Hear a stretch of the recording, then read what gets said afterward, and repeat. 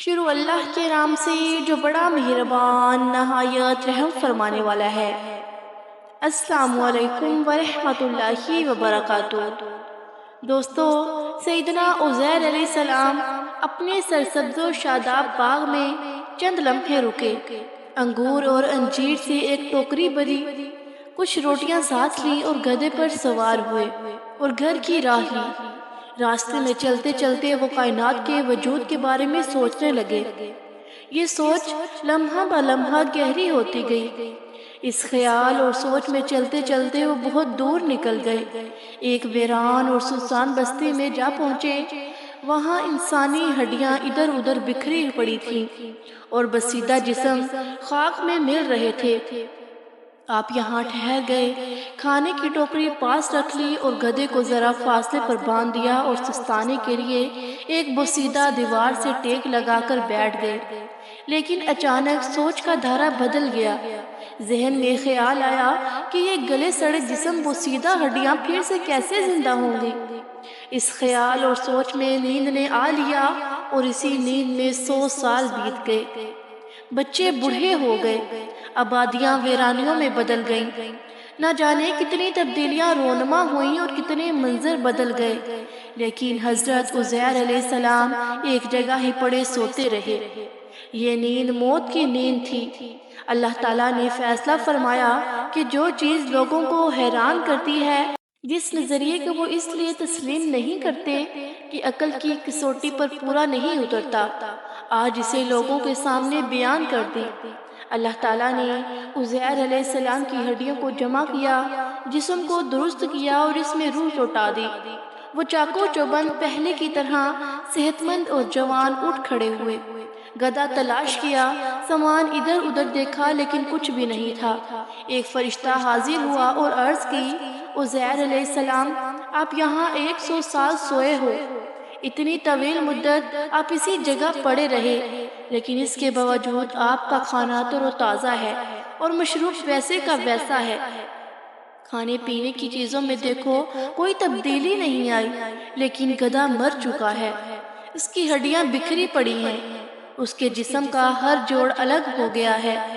عنقریب تم دیکھو گے کہ اللہ کریم کیسے بوسیدہ ہڈیوں کو جوڑتا ہے اور کیسے ان میں زندگی کے آثار پیدا فرماتا ہے۔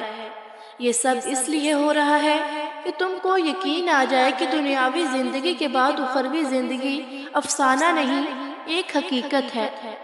دیکھتے ہی دیکھتے وہ گدھا زندہ ہو جاتا ہے اور آپ کے سامنے قیامت کی حقیقت کھل جاتی ہے۔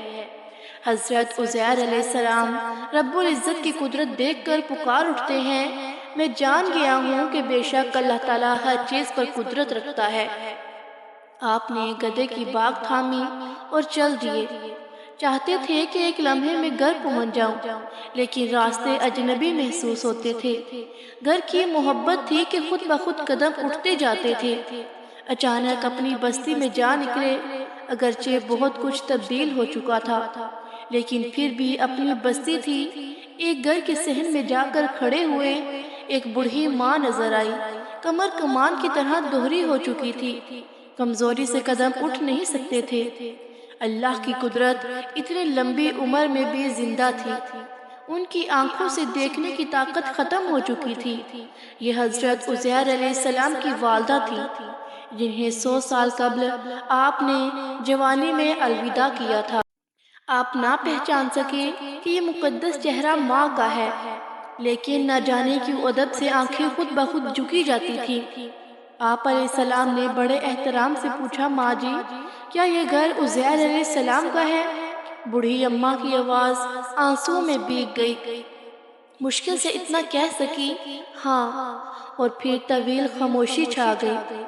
حضرت عزیر علیہ السلام نے سر اٹھا کر دیکھا تو بوڑھی اماں کی آنکھوں میں آنسو تھے جو چہرے سے ٹپک کر نیچے گر رہے تھے، اور اس انداز میں کہنا شروع کیا، عزیر تو جا چکے ہیں، اب تو لوگ ان کا نام بھی بھول چکے ہیں، میں تو عزیر کا نام سننے کے لیے ترس گئی تھی، آج آپ نے میرا غم تازہ کر دیا، لیکن بیٹا نہ جانے کیوں مجھے پہلی بار محسوس ہوا کہ کسی نے دل کی گہرائیوں سے عزیر کی طرح مجھے ماں کہا ہے۔ بیٹا بتاؤ تم کون ہو؟ حضرت عزیر علیہ السلام نے بوڑھی ماں کے ہاتھ تھام لیے اور کہا اماں میں عزیر ہوں، اللہ نے مجھ پر 100 سال موت طاری کر رکھی تھی، پھر مجھے نیا وجود بخشا اور زندگی لوٹا دی۔ بوڑھی اماں بے قرار ہو گئی اور اس نے زور سے کہا کہ نہیں، تم عزیر نہیں ہو سکتے، وہ صالحہ تھے، ہاتھ اٹھتے تھے تو خالی نہیں لوٹتے تھے، اللہ سے جو مانگتے مل جاتا تھا، جس مریض کی شفا کی درخواست کرتا دعا قبول ہوتی اور مریض تندرست ہو جاتا۔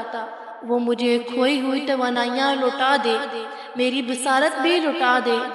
عزیر علیہ السلام نے دعا کے لیے ہاتھ اٹھائے، بس ایک لمحے کی دیر میں بوڑھی ماں کا چہرہ گلاب کے پھول کی مانند کھل اٹھا۔ مدتوں بیتی بہار واپس آ گئی، ان کی نس نس میں نئی زندگی کا خون دوڑنے لگا اور آنکھوں میں کھوئی ہوئی روشنی واپس آ گئی۔ ماں حضرت عزیر علیہ السلام سے لپٹ گئی، ان کے ہاتھ پاؤں چومنے لگی، جی بھر کر پیار کیا، پھر دوڑی دوڑی اپنی قوم کی طرف گئی جس میں حضرت عزیر علیہ السلام کے بیٹے اور پوتے تھے۔ ان میں آپ کے ساتھی اور دوست بھی تھے جو بہت بوڑھے ہو چکے تھے۔ حضرت عزیر علیہ السلام کی والدہ ماجدہ دور سے پکار اٹھی، وہ عزیر جسے آپ 100 سال سے تلاش کر رہے تھے اب واپس آ گئے ہیں، وہ اسی طرح تندرست اور توانا ہے اور جوانی کی عمر میں ہے۔ سب نے پہچاننے سے انکار کر دیا، لیکن بوڑھی ماں کی بصارت اور جوانی ایسی دلیل تھی جسے جھٹلانا آسان نہیں تھا۔ 100 سال کا عرصہ کچھ کم عرصہ نہیں ہے۔ پھر حضرت عزیر علیہ السلام تو یہ دعویٰ بھی کر رہے تھے یہ ان کی دوسری زندگی ہے۔ مانے تو کیسے مانے، یقین کرے تو کیسے کرے، جھوٹ جھوٹ کی آوازیں آنا شروع ہو جاتی ہیں، لیکن ایک شخص اشارہ کرتا ہے اور سب لوگ یکلخت خاموش ہو جاتے ہیں۔ یہ سیدنا عزیر علیہ السلام کا بیٹا ہے جو اب بوڑھا ہو چکا ہے، اس کی عمر 1800 سال تھی۔ وہ کہتا ہے یوں ہی جھٹلا دینا مناسب نہیں، ہمیں آزما لینا چاہیے، تحقیق کر لینی چاہیے۔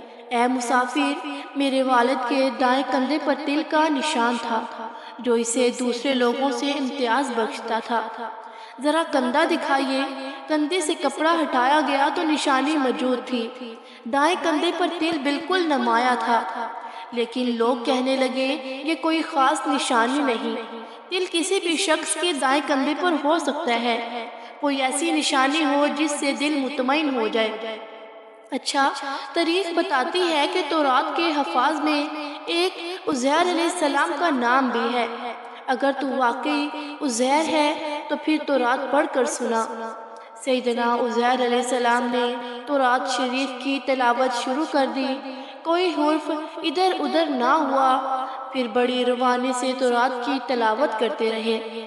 اس دلیل کو کون جھٹلا سکتا تھا؟ لوگ اللہ کے نبی سے لپٹ کر ملنے لگے اور سب نے ان کی تصدیق کی۔